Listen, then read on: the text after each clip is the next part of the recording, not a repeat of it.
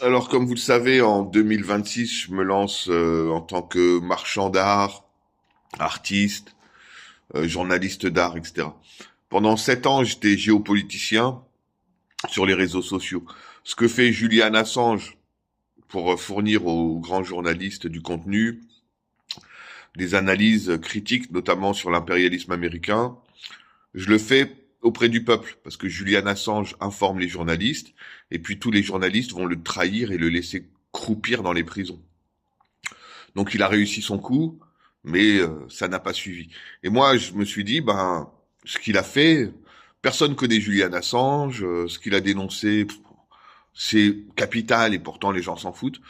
Donc je me suis dit, je vais parler au peuple de Julian Assange. Et puis le peuple a trahi Julian Assange, ils sont pour Trump contre Greta Thunberg, des abrutis finis, on peut rien faire. Donc ça, on passe le sujet. Après avoir fait de la géopolitique, je pense vraiment être dans les 10 000 meilleurs en France. Même Alain Juillet de la DGSE, ancien directeur ou DGSI, je sais plus. Même lui, il est quand même pas capable de dire vraiment ce qui se passe. Il sait, je pense, mais il a du mal à le dire. Par contre, son analyse est très bonne. Mais elle va pas assez loin. Par exemple, dire qu'on attaque les Russes pour être de la chair à canon pour Israël et l'Amérique qui veulent attaquer l'Iran, c'est évident. Dire qu'il y a du gaz offshore au large de Gaza, il le dit. Mais tout le montage, d'ailleurs, qui ressemble beaucoup à 39-45 finalement, en amplifié, c'est juste évident. Bon, maintenant, j'avais décidé de passer une année à promouvoir la collection Art et Squat. De 1990 à 2010, il y a eu un mouvement artistique phénoménal auquel j'ai participé. Et il y avait des bons artistes, mais surtout des artistes qui, dans la société, euh, n'étaient pas des moutons capitalistes. Et ça crée une sacrée différence. Un peu comme le bateau Lavoir avec Picasso. Je pense personnellement que la Grange Jaubel sont des lieux très intéressants dans l'histoire de l'art, et c'est pas du tout noté. Donc je me suis dit, je vais vendre ça. Mais entre Sarah Chelou, qui devient Sarah Relou, et qui te prend la tête 200 ans parce qu'elle est névrotique, entre Marcel Orange, qui met 200 ans avant de m'envoyer ses photos, donc il trouve pas le téléphone, etc. Il y a Tiburce, qui est génial, hein. Il avait des œuvres, je les mets en vente, je fais l'analyse, et il me vient de me dire qu'il les a vendues. Donc, tu vois, à un moment donné, moi, j'ai des gens qui voulaient les acheter, et je voulais pas les vendre 50 euros, c'était pas assez cher. Et aussi, c'était des magic painting noirs et blancs, quoi, on va dire. Et moi, les collectionneurs qui les voulaient, ils voulaient des trucs colorés. Donc, galère. Je pense que pour les squats, j'ai fait le travail. Si un jour quelqu'un veut m'acheter des toiles de Marcel Orange, j'ai fait le travail pour que on comprenne pourquoi c'est intéressant. Débrouillez-vous, j'ai envie de dire. Mais pour moi, promouvoir ces deux artistes, je le ferai de temps en temps, mais pas en permanence comme j'avais prévu de le faire. Après, il y a un artiste qui vend un gorille, c'est André Da Silva. Là, je sais pas s'il veut le vendre parce que c'est des gens. Il y en a un autre qui fait un rouleau, il prend une feuille A4, il dessine une route, des gens, des maisons, des arbres. Très enfantin comme ça. Et puis après, il a collé une deuxième feuille A4, troisième feuille. Puis là, ça fait un rouleau de 10 kilos, le truc. Tu vois, il y a je sais pas combien de centaines de milliers de feuilles. Il y a, c'est surtout le dessin lui-même qui est très intéressant. Comment il change de style, comment tout ça. Moi, je trouve ça magnifique son projet de rouleau. C'est un peu la consécration de l'enfance. Pour Dédé, c'est le Scooby-Doo qui devient un truc d'adulte très concret. 260 kilos l'œuvre, 12 ans à faire l'œuvre, tu vois. Mais il y en a plein d'artistes comme ça. Mais en fait, je vais beaucoup moins me prendre la tête à défendre que les squats ou défendre que ces artistes-là. Je vais essayer en fait de faire un magazine où les gens peuvent me contacter pour acheter les œuvres. Et puis moi après je contacte les artistes et je me ferai une com dessus, un truc comme ça quoi. Euh, Ce qui m'intéresse plus c'est vendre un stock. Moi ce que je voulais c'est pas me prendre la tête, vendre une œuvre après l'autre. C'était faire du contenu en chinois, en arabe, en japonais pour dire voilà, moi je vends plutôt toute la collection de Marcel Orange, toutes les toiles qu'il a, je vends tout d'un coup. Comme ça, lui, il s'achète une maison, et puis moi je prends ma commission, et puis c'est casé, quoi. Tu vois, une fois pour toutes, Marcel, il fait de l'argent, une bonne fois pour toutes. Toutes les ventes qu'il aurait dû faire tous les ans, il fait tout d'un coup. Bon, je resterai ouvert là-dessus. Si un jour quelqu'un tombe sur mes articles sur le squat, j'ai un argument de vente, j'ai la presse qui est posée, et voilà. Mais je dois plus me concentrer sur moi-même, parce que les autres, ils sont fantastiques, hein, mais dans le processus, ils sont défaillants. Et moi aussi, j'ai du mal à les intégrer, en fait. Ils sont pas que défaillants, je suis défaillant aussi pour les intégrer. C'est assez compliqué de demander à un artiste de travailler avec nous, parce que j'ai tellement de trucs en jeu. Euh, Ensuite, là, je pense que je vais plus me spécialiser, du coup, rapidement sur un truc qui pourrait être un outil pour tous les artistes.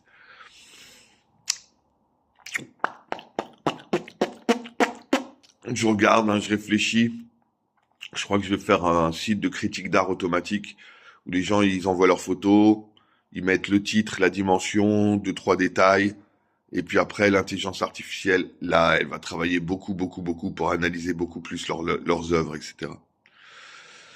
Ça, c'est un outil dont les artistes ont besoin. Si je suis leader dans le truc, ça peut être pas mal. Faut que je rebondisse en fait sur des victoires. Je peux pas attendre que les autres soient à fond. Tu vois, je me suis dit, tiens, Marcel Orange, je vais faire des articles sur lui. Tibur, je vais faire des articles sur lui. Si je regarde leur Facebook, ils ont même pas posté mes articles, hein, je vais regarder. Mais là, c'est les gens, ils jouent pas le jeu, tu vois. Je fais le meilleur article de presse sur leur travail. Il y a deux, trois imprécisions, mais c'est pas grave. Eux, ils ont besoin sur leur profil de dire que ceci, que cela. Ils postent même pas le truc sur leur profil. Donc tu vois, c'est que la viralité, ouais, c'est bien fatigant aussi, ça, tu vois. Si les gens ils captent pas la règle du jeu, tu vois, des médias, de l'effort collectif, de la team, tu vois, ça va être relou. Donc je vais plutôt choisir des artistes. Moi, je continue avec Marcel et avec Franck. Je vais montrer un peu leur travail. Maintenant, au lieu de me prendre la tête, faut que je dise aux gens d'aller directement voir leur site et puis c'est casé, quoi, tu vois. Bon, il veut bien m'afficher le truc. Donc, si je vais sur le site de Marcel Orange, il y a une page Facebook. Il a partagé un truc il y a 16 heures. Donc, il a envie, il sait comment ça marche.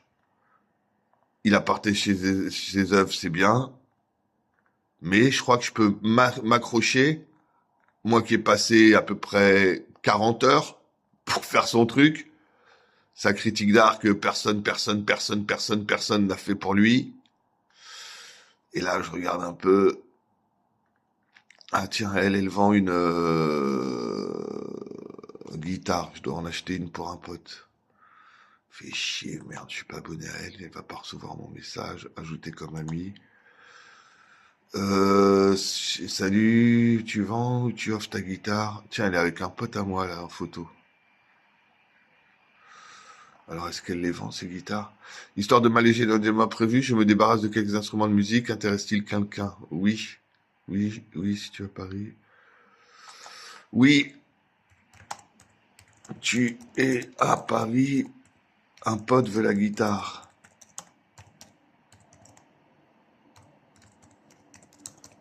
Et moi, le synthé. Quel prix? SVP. Bon. Ok. Par exemple, je voulais vendre les artistes des squats. Là, je vois, il y a Yann Mirage. Yann Mirage, il a 6 toiles, mais il les vend pas. Il est content de les avoir. Marcel, il a pas trop envie de vendre non plus parce que ah, ça lui met des problèmes fiscalement, que des trucs comme ça, oui. Alors j'aurais été comme Pierre Naon, lui, il avait un gros réseau d'acheteurs. J'aurais tout mis cher à un bon prix, à un prix normal, quoi, en fait, en réalité. Et puis j'aurais tout vendu. Et puis les artistes, j'aurais dit bon, ben maintenant, on est comme une société. Maintenant, il faut qu'on soit sérieux. Mais comme les acheteurs que j'ai là, j'ai une très grande liste de collectionneurs. J'étais gestionnaire de fortune et j'ai réussi à expliquer à mes collectionneurs que l'art, c'était bien. C'est... Alors, enfin, une nouvelle image du gourou. Oui, celle-ci, c'est vrai, de l'authentique. Vishnu, Vishnu. Allez. Vishnu Cédricou. Dharma. Vishnu Cédricou Dharma. Hop, se caser. Alors Cédric, lui, il est intéressant à vendre aussi. Mais lui, pareil, lui, en fait, il vend sur Internet. Et donc, ce que je fais, c'était mettre les artistes qui vendaient pas sur Internet dans sa méthode. Et c'est une méthode qui marche pas mal. Il faut savoir que pour les artistes, c'est la pire année, là. C'est le début, peut-être, de la pire année pour l'humanité, hein, tout entière, mais on va rentrer dans du André Roublev, là. Un artiste dans la guerre, où on lui dit, bah, si tu peins des soldats héroïques, ça va. Si tu peins un truc contre la guerre, on t'abat d'une balle dans la tête directement. C'est à peu près la dynamique. Du coup, vendre sur Internet, c'est pas le truc. Faut presque aller construire une cabane en Afrique avec ou quelque part sur une île avec une réserve d'eau et 3 carottes. C'est à peu près le gros projet de l'humanité là. Post-nucléaire, post-guerre nucléaire, guerre virale. Guerre virale, vous avez vu avec le confinement à quoi ça peut ressembler, le début d'une guerre virale. Très chaud, très chaud, très chaud. Et ça, c'est des dynamiques qui sont très intéressantes. Moi, je reste André Roublev dans la guerre, hein, ça c'est certain. Alors, il y a Réa aussi. Ça, c'est une artiste qui est déjà représentée, etc.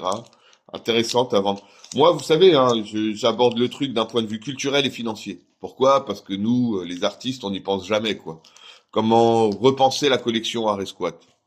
Alors là, c'est très compliqué, parce que quand on a des gens comme le 59 rue de Rivoli, ça donne un exemple, une légitimité, et en même temps, ça casse tout le truc, parce que j'ai pas envie de vendre un seul artiste de 59 rue de Rivoli, que ce soit ceux qui sont permanents ou ceux qui sont de passage. C'est des gens gentils, leur travail ne m'intéresse pas du tout, et ce qu'ils ont fait du 59 rue de Rivoli, c'est peut-être 10% intéressant comme Lagrange, et 90% chiant comme une maison pour la jeunesse, la maison des jeunesses, euh, musée relou, fausse fête, tu vois. Donc ça m'intéresse pas trop. Les tableaux de Gaspard Delanoë, je trouve que c'est du viol de peindre sur un artiste, quelle que soit la qualité de son travail, sans lui demander son autorisation. Déjà, moi je suis plutôt graffiti, tu vois. J'aime pas peindre sur les murs des gens. Le beauf, tu le vois. Quand je vois une maison là que j'ai taguée et que le lendemain je vois le mec qui a repeint tout en bleu, je dis ah c'est sa petite maison, il l'aime bien quand même, je le fais chier, hein. Et pour les tableaux des artistes qui sont nuls et Gaspard rajoute un gros truc dessus, c'est du viol. Pour moi, c'est rien d'autre. Donc vendre les tableaux de Gaspard me désintéresse totalement. Par contre, expliquer que les tableaux de Gaspard, à mes yeux, ne valent rien, à mes yeux, sont un scandale, mais sur le marché de l'art, valent 36 fois plus à peu près, c'est le calcul qu'on a fait, 36 fois plus que leur valeur réelle, et que les marchands devraient se bondir dessus pour les acheter parce que Gaspard Delanoë est un très grand artiste de l'histoire de l'art parisien. Ça, c'est mon but. Mais je continuerai à le faire et à le dire, mais spéculer là-dessus, c'est trop de gens tarés, c'est trop d'HP, c'est trop de gens qui s'en foutent du fric. C'est trop de gens qui sont désorganisés. Moi-même, je suis à moitié taré, je m'en fous à moitié du fric. Ça va être compliqué. Ça va être très compliqué. Du coup, je continue. Il y avait de toute façon une partie bluff, mais je continue à faire ce que je vais faire. C'est juste que le côté psychorigide, petite boutique. Salut Marcel, ça va? Je peux avoir tes images? Merde, t'as pas de téléphone? Non, ah merde, la voisine a un téléphone, elle arrive pas à me les envoyer. Ah merde, fais chier. Combien de temps? 2 ans, 2 ans là, on attend encore. Ça va être chiant, ça, la côté dinette. Par contre, dire bonjour les gens, moi je vends pour 1 million d'œuvres d'art. Il y a le gorille à 300 000, il y a le rouleau à je sais pas combien de milliers, il y a toutes les œuvres de Marcel Orange à peu près, je crois qu'on avait fait le calcul. Merde, je me souviens plus. Je crois qu'on est à 1000 dessins quand même, hein. On va dire 250. 250 dessins à 300, 400, 400 quoi. Avec les dessins. voyez, on a déjà 100 000 € sur une estimation très basse des dessins. Sur un prix, on va le baisser parce que si c'est des dessins, on va mettre à 250. Merde. Ouais, c'est simple, hein. 250. Ça fait 62 500 €. Ouais, il peut s'acheter une petite maison avec ce prix-là, hein. Moi, mon but, c'est ça, hein. Vendre une toile par une toile, on va galérer, on va gagner 3-4 copecs, ça va nous foutre dans la merde. Non, c'est mieux de faire tout d'un coup. Et moi, c'est ça que je vais faire. Vendre toutes les œuvres de Marcel d'un coup, merci, au revoir. Franck Tibur, s'il veut vendre tout, je dis aux gens, regardez, celui-là, il est bien, mais moi, ce qui m'intéresse, contactez-le, l'artiste. Vous voyez, je vais pas me faire chier. Je vais faire leur histoire de l'art. S'ils veulent vendre, je prends 0 de commission. Le collectionneur, je dis, appelez Marcel tout de suite. Et si le collectionneur, c'est un gros collectionneur, là, je prends ma part. Et sur les, je sais pas, sur les 62 500 €, moi, je prends au moins 20 000, hein, au moins 10 000. 10 000, on va dire, allez. Je prends 12 000, il y a 50 000 pour Marcel. Là, c'est intéressant, tu vois. Mais bon, faut le trouver, le collectionneur. Et c'est ça mon but, un peu. Attaquer le marché de l'art international, les grands collectionneurs. Comme j'ai fait pour gestionnaire de fortune.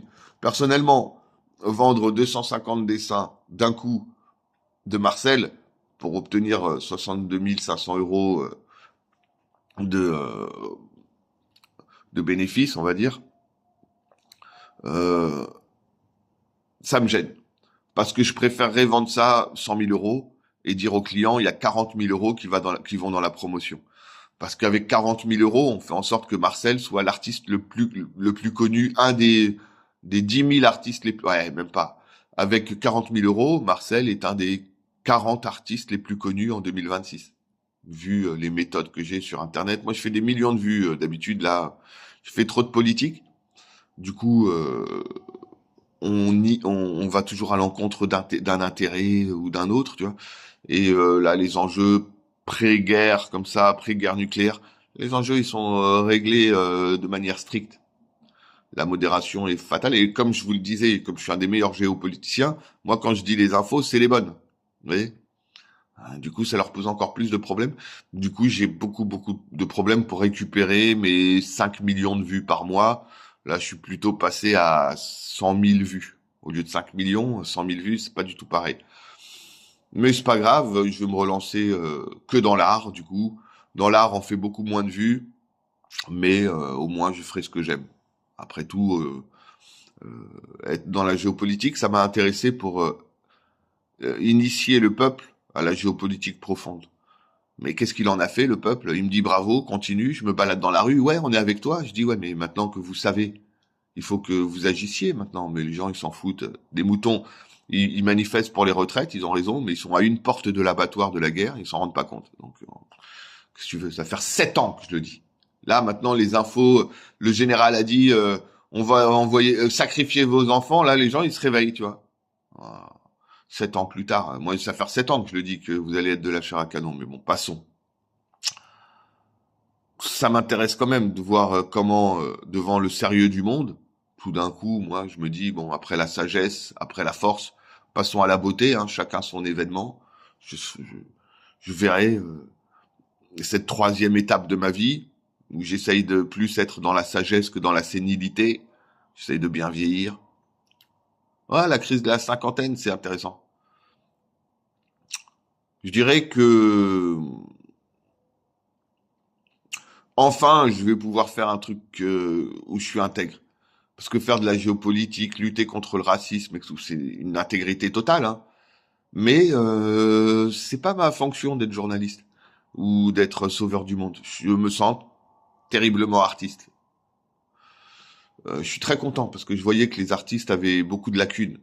Des lacunes juridiques, médiatiques, philosophiques, républicaines, euh, juridiques, économiques, vous voyez, toutes ces choses différentes. Et j'aime l'artiste qui n'est pas tout d'un coup dans la niche de son savoir, mais j'aime l'artiste qui se considère humain et qui doit connaître un maximum de choses, surtout des choses qui sont très loin de lui, pour faire en sorte qu'il élève plus haut l'intelligence et même peut-être pousse plus profondément les sentiments. Aujourd'hui, quand je vois un artiste et que je vois qu'il est nul en géopolitique, qu'il est nul en économie, dans le marché de l'art, il comprend rien. Je dis, ben non, mais tu dois mettre de la performance dans tout. Tu seras le petit con là qui nous vend ses petits dessins en jouant à la dinette. Tu nous fais chier, poteau. C'est pas mal, hein, cette vie. Mais qui peut le plus, peut le moins, et surtout comme un peu comme Nietzsche dans Ainsi parlait Zarathustra. Les bouffeurs de graines là, tout chétifs. Moi, je suis plutôt pro-végétarien. Mais il le dit, faut que l'homme soit à la hauteur de sa nature. Pour ça, il doit comprendre sa nature. Un artiste qui va végéter et ne rien comprendre à l'économie en se disant un génie, va se revoir. Tu n'es pas un génie, tu devrais t'intéresser à plus de choses. Et du coup, tu deviens une sorte de sale clodo mendiant qui attend un galeriste qui ne viendra pas en plus. Remplace le galeriste. Comprends comment il fonctionne. Fais ça au moins. Tu vends pas, essaye de comprendre comment marche le marché. Tu t'es fait virer d'un squat, essaye de savoir c'était quoi la loi exactement, et la politique même. Voilà l'idée, en gros. Je fais des bilans comme ça. C'est intéressant pour moi-même.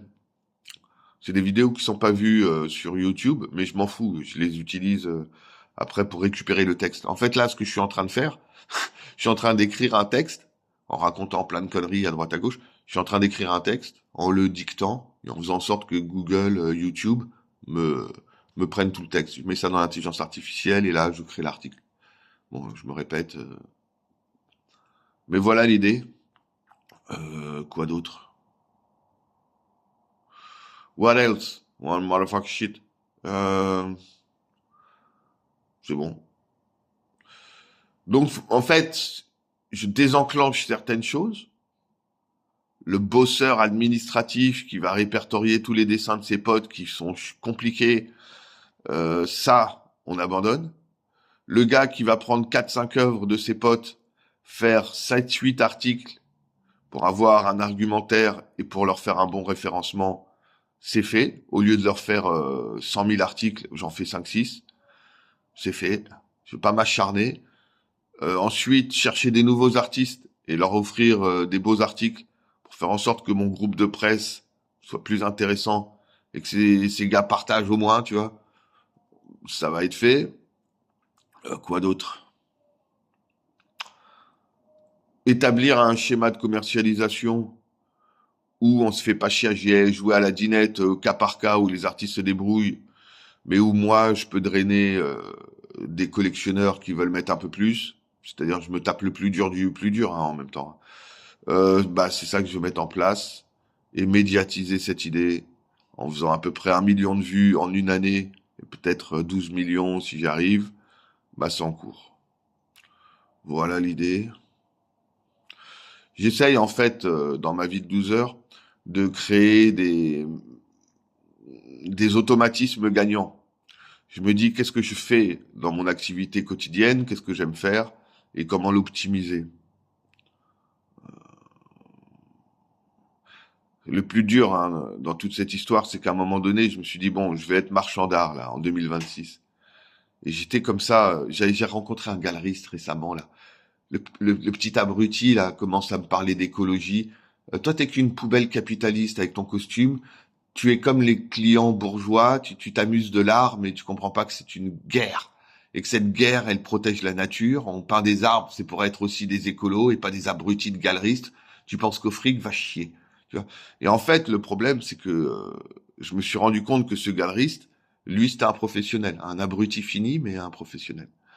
Et du coup, c'est dommage parce qu'il est gentil en plus, tu vois, mais il est dans un peu sarkozyste, tu vois, dans sa culture d'abruti fini, tu vois. Et beaucoup de galeristes sont des capitalistes odieux. Pour ça, ils vendent nos objets, ils vendent une partie de notre histoire, mais ils vendent zéro de notre lutte, quelque part. Et c'est des traîtres. Ils sont sur le côté, tu vois. J'ai vu que ce galeriste, il devait quand même avoir dans sa tête des dynamiques qui s'appellent un chiffre d'affaires annuel. Tu as fait combien de cas de chiffre d'affaires? Quel est ton volume de vente annuel? Et ça, c'est ça qu'ils aiment. Moi, il aurait fallu qu'en vendant Marcel, Tiburce, les autres, ils disent, punaise, punaise, Faut que je fasse 1 million de chiffre d'affaires. Tu vois? Pourquoi pas, hein, c'est ma formation. Euh,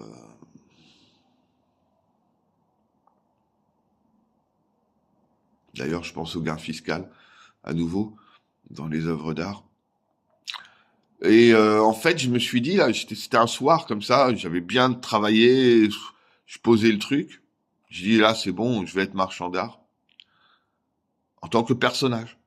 Mais dans l'économie, la mathématique, la finance, j'étais comme ça sur mon lit et je me suis dit, mais en fait, j'en ai rien à foutre du chiffre d'affaires. Ça me dégoûte, en fait. Me battre pour un volume de vente me dégoûte. Là, je me suis dit, il y a un problème. Là, il y a un petit problème, là.